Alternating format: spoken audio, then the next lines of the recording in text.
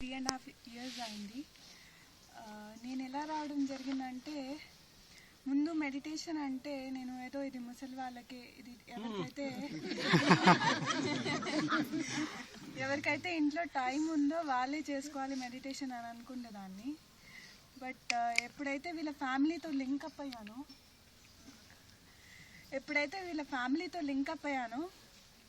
2009లో నాకు అబార్షన్ జరిగిందండి.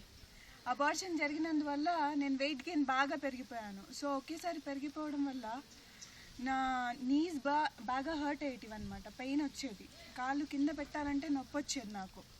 సో ఆ టైంలో 2010 ఏప్రిల్లో మా అత్తయ్య మావయ్య వచ్చారు ఈజిప్ట్కి.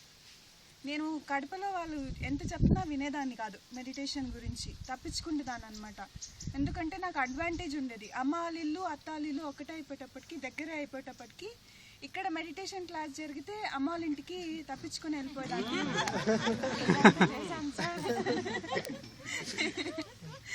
సో తప్పించుకొని వెళ్ళిపోయేదాన్ని. సో బట్ అత్తమ్మ ఈజిప్ట్కి వచ్చిన తర్వాత నాకు ఇంకా తప్పలేదన్నమాట. వాళ్ళు నా దగ్గరే ఉంటారు కాబట్టి I have to listen to them. So వాళ్ళు చెప్పారనమాట, చేస్తే బాగుంటుందమ్మా, స్టార్ట్ చెయ్యి అని చెప్పేసి అన్నారు. అప్పుడు సరే నేను డాక్టర్ దగ్గరికి వెళ్ళాను. బట్ నేను చిన్నప్పటి నుండి మెడిసిన్స్ తీసుకోనండి, ఎక్కువ తీసుకోను. అది చాలా అవసరమైతే కానీ తీసుకోను అనమాట. బట్ మెడిటేషన్కి వచ్చిన తర్వాత వీళ్ళ ఫ్యామిలీతో మాట్లాడిన తర్వాత మెడిసిన్ అవసరం లేదు అని అనిపించింది అనమాట. ఇట్స్ జస్ట్ ఓన్లీ టెంపరీగా రిలీఫ్ ఇస్తుంది, అంతేగాని పర్మనెంట్ సొల్యూషన్ కాదు అని అనిపించింది అనమాట. సరేనని ఆ టైంలో మెడిసిన్ కూడా తీసుకోలేదు. ఇంకెళ్ళేసి ఇంకా మాయ చెప్పారు కదా, సరే స్టార్ట్ చేద్దాము మెడిటేషన్ అని చెప్పి ఒక 1 వీక్ టైం పెట్టుకున్నాను. సో ఈ 1 వీక్లో నా నీ పెయిన్ ఏదైతే మోకాలు నొప్పి ఉందో అది పోతే నేను ఇంకా లైఫ్ లాంగ్ కంటిన్యూ చేస్తాను అని అనుకున్నాను అనమాట. చాలా డెడికేటెడ్తో డివోషన్తో చేశానండి ఆ 1 వీక్ మటుకు. అత్తయ్య ఉన్నారు కాబట్టి నాకు రెస్పాన్సిబిలిటీ తగ్గిపోయింది అనమాట. ఇంట్లో కుకింగ్ అంతా అత్తయ్య చూసుకునేవాళ్ళు. సో నేను ఇంట్లో ఖాళీగా మెడిటేషన్లోనే ఇంకా మెడిటేషన్ చేయడం, ఏదైనా బుక్స్ చదవడము, ఇంకా దాని గురించి ఇంకా అట్లా ఉండేటప్పటికి 1 వీక్లో నాకు ఈ మోకాలు నొప్పి అనేది కంప్లీట్గా తగ్గిపోయింది అనమాట. కంప్లీట్గా నేను మళ్ళీ సరే ఒకసారి డాక్టర్ దగ్గరికి వెళ్ళాను. డాక్టర్ దగ్గరికి వెళ్తే డాక్టర్ అన్నారు, అమ్మ మెడిసిన్స్ బాగా పనిచేసినట్లు ఉన్నాయి కదా, ఇప్పుడు నీ మోకాలు నొప్పి ఏం లేదు కదా అన్నారు. బికాజ్ నేను డాక్టర్కి చెప్పాలి కదా అక్కడికి వెళ్ళి, లేదు డాక్టర్ నేను మెడిసిన్స్ వల్ల కాదు, నేను ఇది మెడిటేషన్ ద్వారా ఇది నాకు తగ్గింది అని చెప్పాలి కదా. So I went there and ఆ డాక్టర్తో చెప్పాను అనమాట ఇలా జరిగింది అని. So and then from 8th day నేను ఇంకా, నాకు నాలెడ్జ్ ఏం లేదండి మెడిటేషన్ గురించి, ఏమీ తెలియదు. బట్ నాకు విజ్డమ్ ఉంది, అందరికీ నేను ఏదైతే బెనిఫిట్ అయ్యానో అది అందరికీ చెప్పాలనే ఇది ఉండిందనమాట.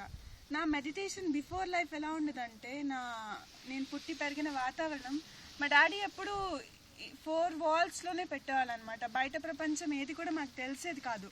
సో ఆ లైఫ్ నుంచి సడన్గా ఇంత ఫ్రీడమ్ లైఫ్ వచ్చేటప్పటికి I couldn't take it. So ఆ టైంలో పెళ్ళైన కొత్తలో he gave me so much freedom అనమాట.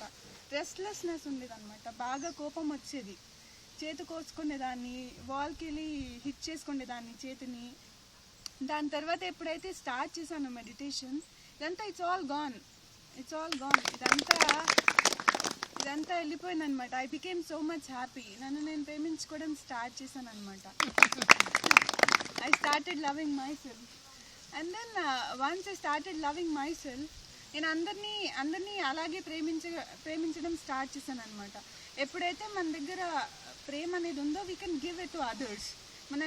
మనం ఎప్పుడైతే ప్రేమించుకుంటామో అప్పుడే we can give love to others కదా, అది అర్థమైంది అనమాట. సో ఫ్రమ్ 8th డే ఇంకా స్టార్ట్ చేశాను. మాయ తెలుగులో చెప్తూ ఉంటే నేను ఇంగ్లీష్లో ట్రాన్స్లేట్ చేసి చెప్పేదాన్ని అనమాట. సో అలా క్లాసెస్ స్టార్ట్ చేయడం జరిగింది. స్లోగా ఉండేది. ఫస్ట్ అక్కడ ఈజిప్షియన్స్కి ఎక్కువ టార్గెట్ చేయలేదన్నమాట, ఎందుకంటే